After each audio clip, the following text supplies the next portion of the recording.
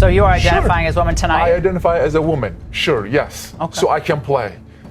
But they're never going to let you play. Why not? I mean, that's the rule. That's the rule that they put, and I'm just following the rules.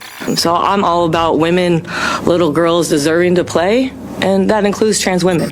I think I said what I said. I think it's kind of common sense, and I think I'll always believe in that. I think it's really important to protect children. She said what she said, and she's not walking it back. Sophie Cunningham is still standing on business when it comes to protecting women's sports. So Enes Kanter Freedom just got ejected from a game for wearing a shirt that simply defines what a woman is, and now Sophie is backing him up and exposing the hypocrisy of this whole movement. Meanwhile, the WNBA is showing exactly whose side they stand on in all this, and it's not for women and girls.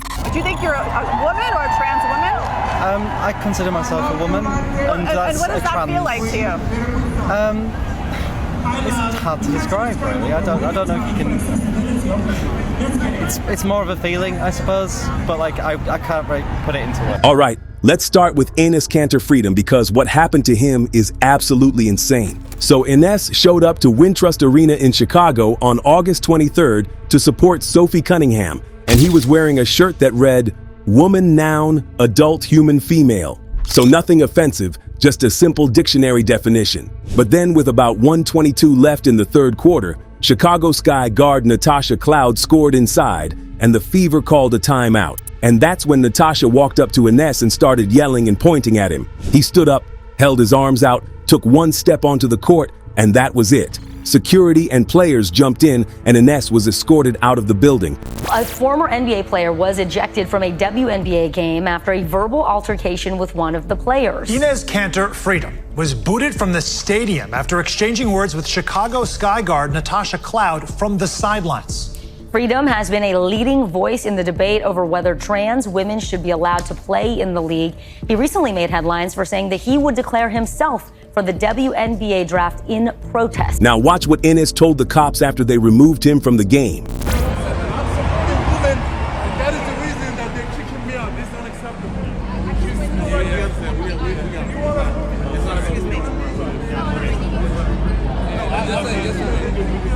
Just a little bit more. Enes also later posted this on X. "I just got kicked out of a WNBA game for supporting women. Let that sink in, America." Now you can agree with him or not, but he didn't start the altercation. Natasha Cloud came over and got in his face first. However, Sky coach Tyler Marsh defended Natasha and said we should embrace her because she protects our team and protects people that need to be protected. But this is where I need you to pay attention, because this is the part that the mainstream media is completely ignoring. So the WNBA's own rules say only players who are women are eligible to play in the WNBA. However, there is no definition of what a woman is and no policy on transgender women. And this means that anyone who identifies as a woman can theoretically play in the WNBA. So Enes Kanter, and if you don't know who he is, he's got an 11-year NBA career. He's 6'10", 250 pounds. He decided to prove a point and said he identifies as a woman, which means the WNBA now has to accept him because that's their own rules. Listen to this. Are you a trans woman? Well, I want to make this very clear. Are you a trans woman? Listen, Section 13, right? Article 13, Section 1 says if you identify as a woman, then you're allowed to play. So you are identifying as woman tonight? I identify as a woman. Sure, yes. Okay. So I can play. But they're never going to let you play. Why not? I mean, that's the rule. That's the rule that they put, and I'm just following the rules. If they ever come out and say, "Okay, we are changing the rules," I respect their decision. I will, follow the rules. But right now, if you identify as a woman, you're allowed to play, and I am identifying as a woman, and I am actually allowed to play. And Enes is not alone. Royce White, who's also a former NBA player, did the same thing and declared for the 2027 WNBA draft, saying he identifies as a sometimes identifying transgender woman. My fear of flying really wasn't a fear of flying. It was the transgender trapped inside of me, caged inside of me, that gave me an aversion to small spaces, I think. Now, obviously, these guys are trolling and rage baiting to prove a point. Is it a bit immature? Maybe. However, they did prove a point. And here's why. WNBA actually issued a response and said Enes and Royce are not eligible to play in the league. They said in their statement that Enes declaring for the WNBA draft and identifying as a woman is a publicity stunt. And they also said they are not going to give oxygen to efforts designed to mock the league or use this topic to demean and marginalize others. But wait a second. If the rules say only players who are women are eligible, and they declare they identify as women, on what basis are they being ruled ineligible? If self-identification is the standard, then why are Enes and Royce White excluded? And again, we know they're trolling, and the WNBA knows they're trolling. But rules are rules. So either they're going to change those rules and define what they mean by woman, or they have to allow anyone who says they're a woman to play. Because if the rules are so vague that two former NBA players can claim eligibility, then there's clearly a problem with these rules.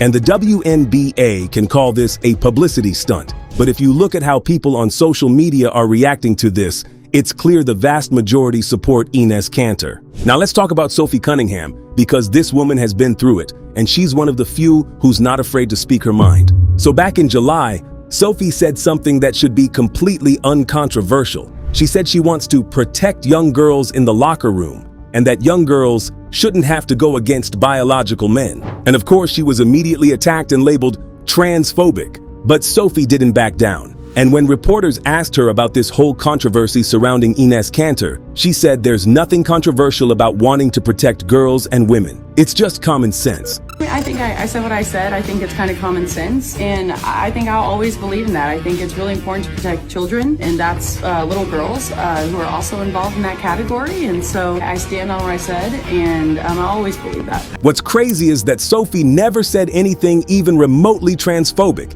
and yet almost all players, both male and female, are too scared to support her publicly. I've only seen Kyle Kuzma step up and defend Sophie.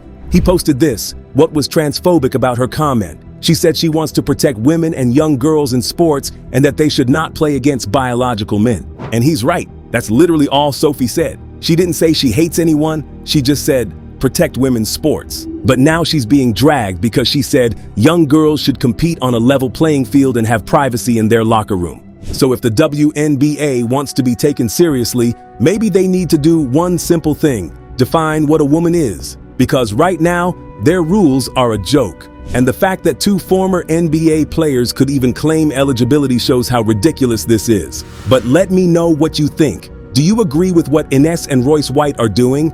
Is Sophie Cunningham right to stand her ground? Drop your thoughts in the comments below, and I'll catch you in the next one.